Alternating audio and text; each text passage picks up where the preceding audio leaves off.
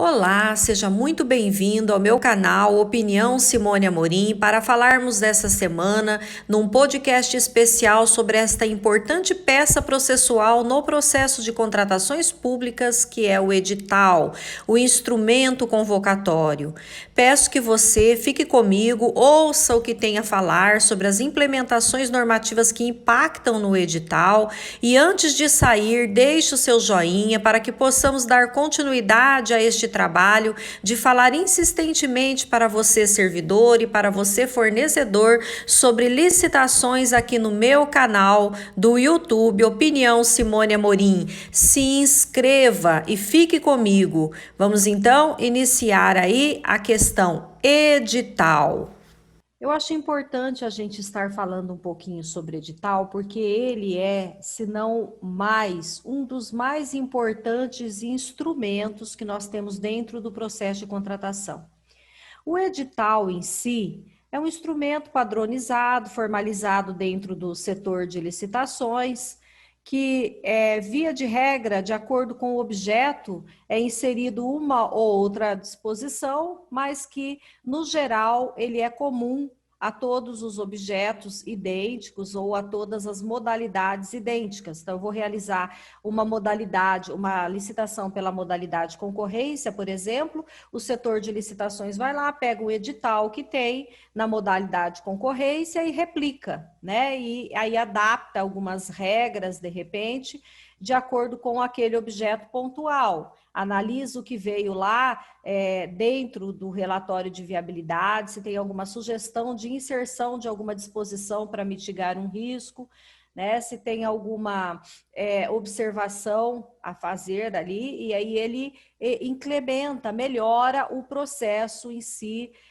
de formalização do edital. Mas o edital é o instrumento convocatório, é aquilo que se é publicado, que se é fornecido em cópia para o licitante que tem interesse em apresentar uma proposta, e é a partir do edital que surgirão impugnações a ele, pedidos de esclarecimentos, que, conforme a modalidade, serão respondidos pelo pregoeiro, se for um pregão, ou pelo presidente da comissão de licitação, se for uma CPL, uma comissão advinda aí de uma licitação na modalidade tradicional. Mas, em regra, nós temos o edital como o instrumento convocatório, ou seja, ali estão contidas todas as regras da licitação e o fornecedor, que é acostumado a participar da licitação daquele objeto, porquanto é o objeto que ele comercializa, ele sabe o que está sendo inserido ali como uma cláusula abusiva, como uma cláusula ali que vai limitar a concorrência.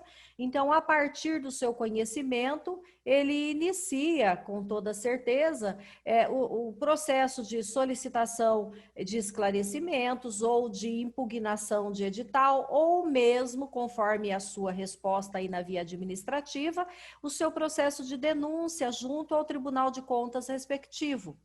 Então, cláusulas que excedam aí a legalidade, né, que exorbitem, que limitem a participação dos fornecedores, ou seja, cláusulas desnecessárias devem ser evitadas. Não invente nenhuma regra. E se a comissão de planejamento, no relatório de viabilidade, sugerir alguma inserção, verifique a legalidade dela antes de inserir no edital.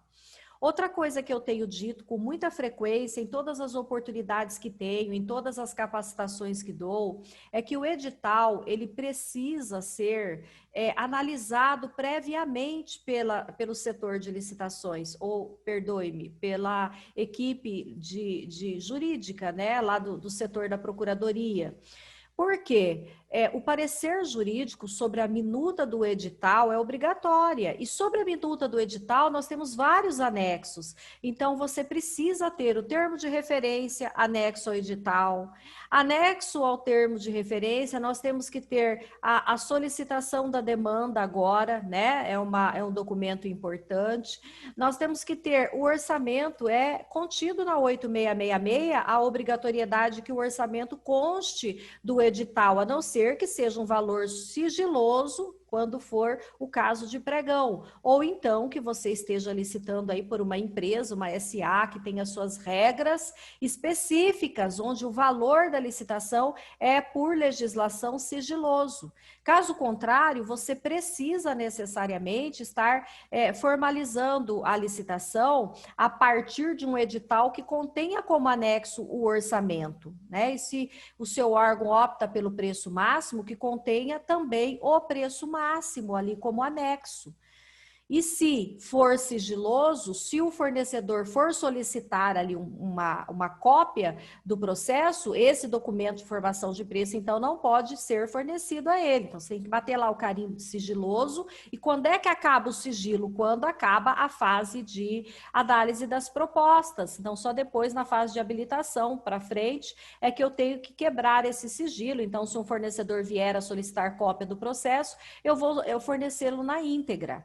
Então, nós temos que ter alguns cuidados e atenção com o edital, porque formalizá-lo não é difícil. Nós temos instrumentos padronizados, temos vários órgãos aí que têm bons editais que você pode se amparar para formalizar o seu. Depois que você tiver um modelo atualizado, você tem sempre que estar verificando de acordo com o objeto, se tem alguma coisa nova a inserir, mas você segue em geral o bonde, segue aí a fila anda e as coisas não mudam muito nesse âmbito. Mas é importante cuidar para não inserir cláusulas abusivas. Então, se eu tiver, de repente, vamos considerar assim, uma exigência da formalização, por exemplo, da apresentação, vamos supor, de uma amostra.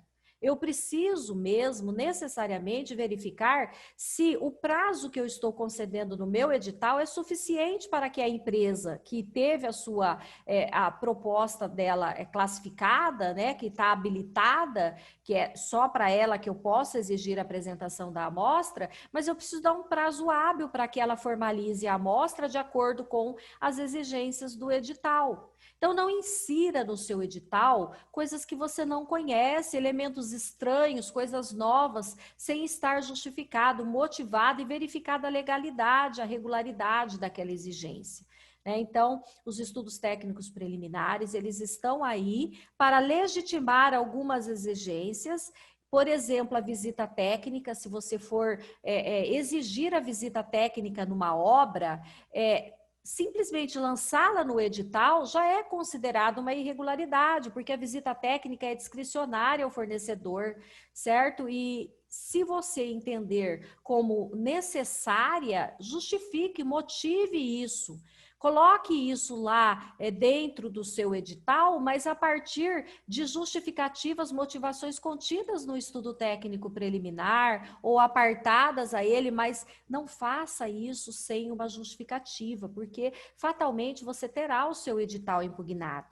E finalmente, quero deixar aqui para vocês uma dica de ouro. Se você tiver o seu edital impugnado, não se oponha a isso. Verifique nem que a impugnação seja intempestiva, não a ignore. Porque se houver realmente elementos ali, razões para a apresentação dessa impugnação e você simplesmente desconsiderá-la, ufa, foi interposta fora do prazo, escapei dessa, você pode estar correndo sério risco de sofrer uma denúncia no Tribunal de Contas ou uma judicialização dessa matéria aí na sua instância. Então, preste muita atenção no edital, dê a ele a atenção que ele efetivamente merece para minimizar aí as ações que você tem com a impugnação do edital. Tá? Então, preste atenção naquilo que precisa estar contido como anexo, nas cláusulas para que você não as torne abusiva.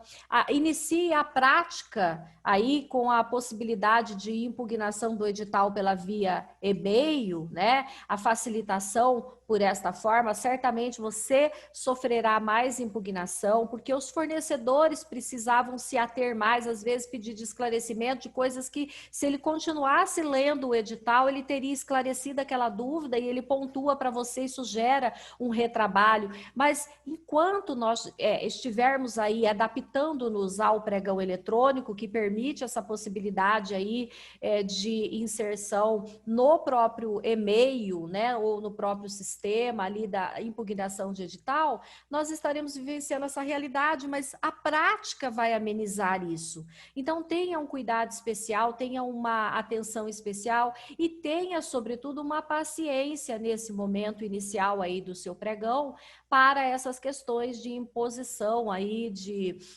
impugnação de edital pela via facilitada e que faz com que o fornecedor, muitas vezes, não iria lá impugnar presencialmente, mas o faz porque tem um elemento facilitador, né? Um clique no botão e encaminha para o município.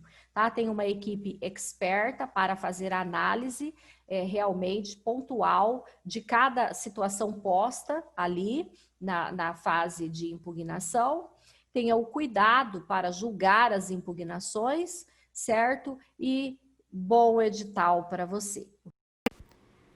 Se você gostou desse podcast, onde falamos sobre edital, se inscreva no meu canal, não deixe de deixar aí o seu joinha para que possamos dar continuidade a este trabalho. Conheça também o meu blog Opinião Simone Amorim, onde falo com você todas as semanas sobre assuntos relevantes relacionados às licitações públicas.